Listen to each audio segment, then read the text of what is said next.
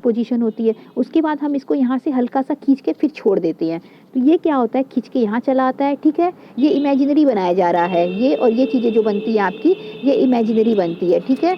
इस तरीके से 3 बॉब नहीं लटकाते हैं, सिर्फ हम एक धागे में एक बॉब मतलब गोल सा कोई भी टुकड़ा लटका देते हैं, सिर्फ हम इस चीज़ को लटकाते हैं, इस तरीके से करते हैं। ये जो दोनों डायग्राम यहाँ दिखाया गया है, ये केवल एक इमेजिनरी डायग्राम है, ठीक है। ये और लेकिन हम इस तरीके से ये मत सोचिएगा कि इसमें हम 3 रस्सी इस तरीके से लटकाएं, जबकि ऐसा नहीं है। सिर्फ हमें इसमें बॉब में एक इस तरीके से लटका देते हैं और इस तरीके से खींच के छोड़ देते हैं, तो ये इस तरीके से हिलने लगता है, ओके। तो इस तरीके से हो गया, ये इसकी क्या हो गई, मीन पोजीशन हो गई। जब हमने इसको इस तरीके से खींचा और छोड़ दिया, खींच के छोड़ेंगे तो क्या होगा, ये इस तरीके से मूव करने लगेगा, ठीक है। एक बार ये इधर जाएगा, फिर बीच में आएगा, फिर इधर जाएगा, फिर यहाँ से जाएगा बी पे, बी से ओ पे आएगा, फिर ए पे जाएगा, ठीक है। इसको ए पोजीशन मान लेते हैं, इसको बी पोजीशन यदि मान लेंगे। ओ से ए पे गया, फिर ए से ओ पे आया, फिर बी पे गया, ठीक है। तो ये क्या कर रहा है, इस तरीके का मोशन क्या हो गया, ऑसिलेटरी मोशन हो गया। और कब हम कहेंगे कि एक ऑसिलेशन कंप्लीट हो गया, जब हमने इसको खींचा और छोड़ दिया, ठीक है। तो ये यहाँ से ए पे गया, ए से फिर क्या हुआ, बी तक पहुंचा, बी से फिर ओ पे आ गया, तो क्या कहें, एक यहाँ पे हम कहें एक ऑसिलेशन कंप्लीट हो गया। और एक ऑसिलेशन कंप्लीट करने में जितना टाइम लगेगा वो क्या कहला जाएगा, टाइम पीरियड। यानी एक ऑसिलेशन कंप्लीट करने में उसको कुछ तो समय लग रहा होगा, वही क्या कहला जाएगा, वही उसका टाइम पीरियड कहला जाएगा, यानी उसको इतना समय लग रहा है। इसी पे बेस एक एक्टिविटी है 13.2, इसमें हमें क्या करना है कि इसमें हमें एक बॉब ले लेना है और उसको एक थ्रेड से लटका देना है, ठीक है। उसके बाद लटकाने के बाद हमें क्या करना है कि उसे हमें हल्का सा खींच के छोड़ देना है। जब हम उसे खींच के छोड़ेंगे तो वो इस तरीके से करेगा टू एंड फ्रो मोशन। जब वो इस तरीके से टू एंड फ्रो मोशन करेगा तो यहाँ पे एक टेबल दिया हुआ है, हमें इसको फिल करना है। हमें क्या करना है कि 20 ऑसिलेशन को करना है, ठीक है। उसको हमें 20 ऑसिलेशन करवाना है। 20 ऑसिलेशन का मतलब हो गया कि इस तरीके से थ्रेड लेके इस तरीके से कर दिए हम, इसको मूवमेंट करा दिए, तो ये क्या होगा, ये हिल रहा होगा। एक बार इधर आया, फिर इधर आया, ठीक है, इधर आया, फिर यहाँ आया, फिर यहाँ आया, फिर यहाँ आया, यहाँ आया, यहाँ आया, ठीक है। इस तरीके से 20 ऑसिलेशन में कितना समय लग रहा है, यानी 20 ऑसिलेशन में एक यहाँ पे दिया हुआ है सैंपल करके, मीन्स एक एक्सपेरिमेंट करके दिया हुआ है कि 20 ऑसिलेशन में कितना लगा, 42 सेकेंड लगा 20 ऑसिलेशन में। तो 20 ऑसिलेशन में 42 सेकेंड लग रहा है, ठीक है। तो एक ऑसिलेशन में कितना सेकेंड लगेगा, इसको पता करने के लिए हमने क्या किया, 42 को 20 से डिवाइड कर दिया। 42 को 20 से हम अगर डिवाइड कर देंगे तो आएगा 2.1। तो एक ऑसिलेशन करने में, 1 ऑसिलेशन कंप्लीट करने में हमें कितना समय लग रहा है, 2.1 लग रहा है। और 20 ऑसिलेशन कंप्लीट कितने देर में हुआ, 42 सेकेंड में हुआ। तो इस तरीके से हम ये डाटा फिल करना है। इस एक्टिविटी में यही चीज़ बताया गया है। इसके बाद दिया है unit of time and speed. Time और स्पीड के यूनिट के बारे में देखिए। The basic unit of time is second. Time का बेसिक यूनिट जो होता है, स्टैंडर्ड यूनिट जिसे कहते हैं, वो होता है second. Its symbol is s. इसका सिंबल होता है स्मॉल लेटर का s. Larger unit of time are minute and hour. और टाइम की लार्जर यूनिट यानी जो सेकेंड होता है वो तो सबसे छोटी यूनिट होती है ना, लेकिन उससे बड़ी यूनिट होती है मिनट और घंटा। हम टाइम को मिनट, घंटा और सेकेंड में नापते हैं। सेकेंड सबसे यूनिट होती है, छोटी यूनिट होती है, मिनट और घंटा उससे बड़ी यूनिट होती है। You already know these unit are related to one another. और हम अच्छे तरीके से जानते हैं कि ये सभी एक दूसरे से जुड़ी हुई हैं, ठीक है, सभी का एक दूसरे से रिलेशन है। What would be basic unit of speed. लेकिन तब स्पीड की बेसिक यूनिट क्या होगी, since the speed is distance upon time. हम जान गए हैं कि स्पीड बराबर क्या होता है, डिस्टेंस अपॉन टाइम होता है, ठीक है।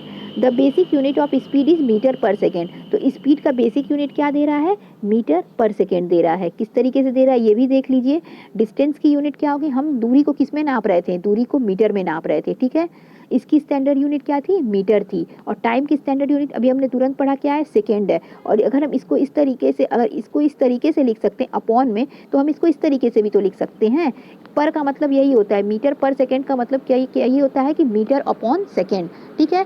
तो डिस्टेंस की वजह से, डिस्टेंस के इसका फॉर्मूला होता है डिस्टेंस अपॉन टाइम। तो डिस्टेंस की वजह से क्या आया, यूनिट मीटर। और सेकेंड की वजह से, और ये टाइम की वजह से क्या यूनिट आया, सेकेंड। तो इस तरह से स्पीड की यूनिट क्या हो गई, मीटर पर सेकेंड। इसके अलावा हम टाइम को नाप सकते हैं मीटर पर मिनट में भी नाप सकते हैं, ठीक है। यदि हम देखिए, ये स्पीड दिया हुआ है, स्पीड बराबर होता है डिस्टेंस अपॉन टाइम। तो हम इसकी स्टैंडर्ड यूनिट में यदि हम देखते हैं तो मीटर अपॉन सेकेंड कर दिए, ठीक है। तो यदि हम सेकेंड को मिनट में चेंज कर दें तो मीटर अपॉन मिनट भी तो इसकी यूनिट हो जाएगी, होगी ना, ठीक है। साथ ही साथ यदि हम इस मीटर को किलोमीटर में बदल दें तो किलोमीटर, और इस मिनट को आवर में बदल दें तो किलोमीटर आवर भी तो इसकी एक यूनिट हो जाएगी। तो इस तरीके से ये सारी भी इसकी यूनिट होती है, इन यूनिट में भी हम टाइम को नापते हैं। You must remember that the symbol of all unit are written in singular. हम सभी जानते हैं कि जो टाइम की जो यूनिट होती है वो सभी को हम सिंगुलर लिखते हैं, ऑल यूनिट जो होती हैं वो सिंगुलर लिखाती हैं। फॉर एग्जांपल हम लिखते हैं 50 किलोमीटर, ना कि 50 किलोमीटर्स। हम 50 किलोमीटर लिखते हैं, किलोमीटर्स नहीं लिखते हैं। इसी तरीके से हम लिखते हैं 8 सेंटीमीटर लंब, जो भी यूनिट होती है हम उसे लिखते हैं, उसे हम सिंगुलर में लिखते हैं, प्लूरल में नहीं लिखते हैं। सेंटीमीटर लिखते हैं, किलोमीटर लिखते हैं, ठीक है, किलोमीटर, सेंटीमीटर, इस तरीके से नहीं लिखते हैं। Boojho is wondering how many seconds are there in day. Boojho सोच रहा है कि एक दिन में कितने सेकेंड होते हैं। How many hour in year, और एक साल में कितने घंटे होते हैं। कैन यू हेल्प हिम, क्या आप उसकी मदद कर सकते हैं। तो आप उसकी मदद कर सकते हैं। देखिए यहाँ पे एक दिया हुआ है फैक्ट, इसको देखिए, यहाँ पे एक स्टोरी दी हुई है जो कि गैलीलियो गैलीली की है, ठीक है। गैलीलियो गैलीली जो है ये एक क्या है, साइंटिस्ट हैं, ठीक है। इन्होंने कई सारी इन्वेंशन की है। जो टेलीस्कोप होता है उसका भी आविष्कार इन्होंने किया, और साथ ही साथ पेंडुलम क्लॉक्स का भी इन्होंने आविष्कार किया है। तो ये क्या हुआ था, इनके साथ एक घटना हुई थी कि ये एक दिन गए थे चर्च में, और ये चर्च में बैठे थे। तो जब ये चर्च में बैठे थे तो इन्होंने ऊपर देखा तो वहाँ पे लैंप जो था वह एक चेन से बंधा हुआ था, ठीक है, चेन से बंधा हुआ था और लटक रहा था। तो क्या हो गया, वह एक ऑसिलेट, इस तरीके से वह बज के लटक रहा था, और उन्होंने देखा कि वह इस तरीके से हिल रहा है, ठीक है, वो इस तरीके से टू एंड फ्रो मोशन कर रहा है। उसके बाद उन्होंने क्या किया, अपने हाथ पे अपनी उंगलियां रखी और अपने पल्स रेट से उसको मेज़र किया, ठीक है, उसको अपने हिसाब से मेज़र किया। तो उनको ये महसूस हुआ कि उनकी एक पल्स रेट जब कंप्लीट हो रही है तो एक ऑसिलेशन इसका कंप्लीट हो रहा है। तो इस चीज़ को उन्होंने बहुत गौर किया और इस तरीके से उस पर कई सारे एक्सपेरिमेंट किए, और फिर उन्होंने पेंडुलम क्लॉक का आविष्कार किया। ओके, आगे देखिए, different units of time are use depending on the need. Time की अलग अलग यूनिट का इस्तेमाल किया जाता है ज़रूरत के हिसाब से। फॉर एग्जांपल, उदाहरण के लिए, it is convenient to express your age in year rather than in days or hour. यदि आप अपनी उम्र को आप उसमें बताएंगे, साल में बताएंगे, तो वह ज़्यादा आसान होगा दिन और घंटे के हिसाब से। यदि आपसे कोई पूछे कि आपकी एज क्या है तो आप अपनी एज बताएंगे कि मेरी एज 10 ईयर है, 14 ईयर है, 15 ईयर है, तो बहुत ज़्यादा ईजी होगा ये बताने के मुकाबले कि मेरी एज इतनी दिन है या इतने घंटे हैं, है ना। तो हम अपने अपने कन्वेनियंट के हिसाब से टाइम का यूनिट का यूज़ करते हैं। इसी तरीके से सिमिलरली